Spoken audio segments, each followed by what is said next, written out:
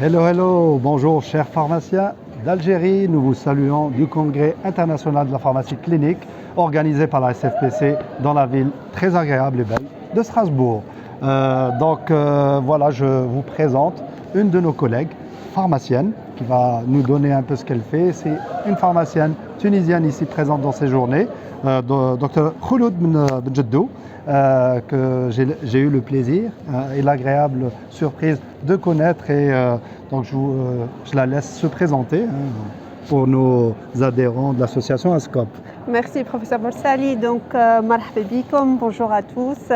Je suis Khouloud Benjeddou, je suis pharmacienne tunisienne, maître de conférence agrégée, spécialiste en pharmacie clinique. J'occupe actuellement le poste de secrétaire général de la Société tunisienne de pharmacie clinique, l'équivalente à l'ASCOP. L'équivalent de l'ASCOP, c'est ce qui m'a attiré en plus doublement l'intérêt. Donc une association qui milite et qui est active dans une thématique qui nous a rassemblés ici aujourd'hui. Effectivement. Donc, cher Khouloud, qu'est-ce qui t'a attiré dans ce congrès? Pourquoi tu as été motivé pour venir ici? Comme nous tous, mordus de la pharmacie clinique, on est là aujourd'hui pour enrichir nos connaissances, pour s'ouvrir à d'autres horizons, pour faire la connaissance aussi d'autres pharmaciens qui sont sensibilisés et qui sont attachés à cette notion de pharmacie clinique, de soins pharmaceutiques, de soins centrés sur le patient. Chercher à s'améliorer. De trouver peut-être de nouvelles pratiques. Voilà, d'implémenter de nouvelles pratiques en Tunisie, de développer les choses, de tenter de nouvelles approches. C'est pour ça qu'on est là aujourd'hui, afin d'apporter un plus à la pratique pharmaceutique en Tunisie. Parfait. Est-ce que, en termes de réglementation et d'action sur le terrain, est-ce que vous êtes bien avancé dans cette mission de pharmacien clinicien? Parce que c'est vrai qu'en Algérie, disons que les préjugés ou la seule compétence qu'on confère aux pharmaciens, malheureusement, pour nous, c'est qu'ils soient uniquement gestionnaires. Donc on oublie un peu que le pharmacien a d'autres compétences. Comment en pharmacie, en Tunisie, vous avez pu, on va dire, montrer, je sais que votre réglementation me le disait, le professeur tunisien qui est avec vous, qui est votre président, je vous laisse le présenter. Voilà.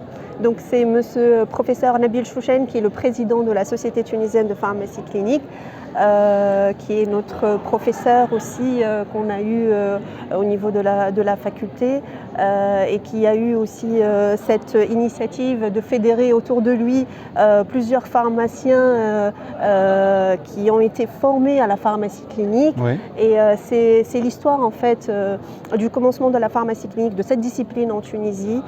Tout a commencé par un cursus universitaire au niveau de la 5e année pharmacie. Comme pour nous il y a 3 ou 4 ans. Voilà, le démarrage d'un stage interné. Au niveau de la 5e année. Vous avez commencé très tôt. Hein. Je sais que nous, ça fait 3-4 ans pour vous. On a commencé pratiquement vers les années 2000. On a commencé vers un stage de 4 mois de stage en pharmacie clinique dans les services de soins.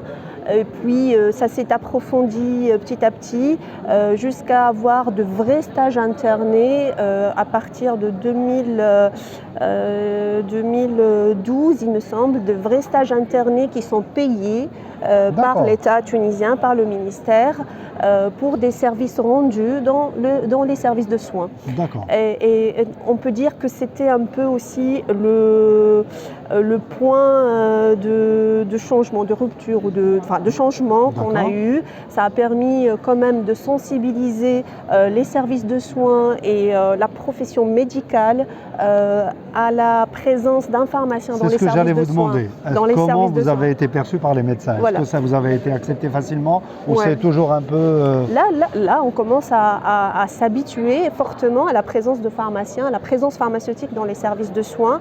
C'est vrai qu'on Pour faire de la pharmacie clinique, pas de la gestion. Non, pour faire de la pharmacie clinique. D'accord, on est d'accord. Parce qu'en termes de gestion, nous avons des textes de loi qui sont clairs en Tunisie, qui ont été aussi mis à jour récemment et qui, grosso modo, qui mettent la responsabilité de la gestion des produits pharmaceutiques dans les services de soins sous la tutelle du chef de service médecin.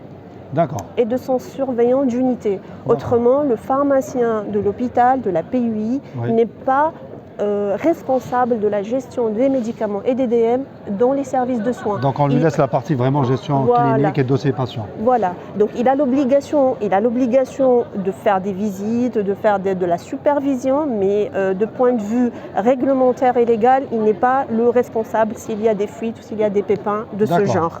Très bien. Donc nos internes en pharmacie, quand ils sont dans les services, c'est pour apporter une valeur ajoutée aux patients tunisiens.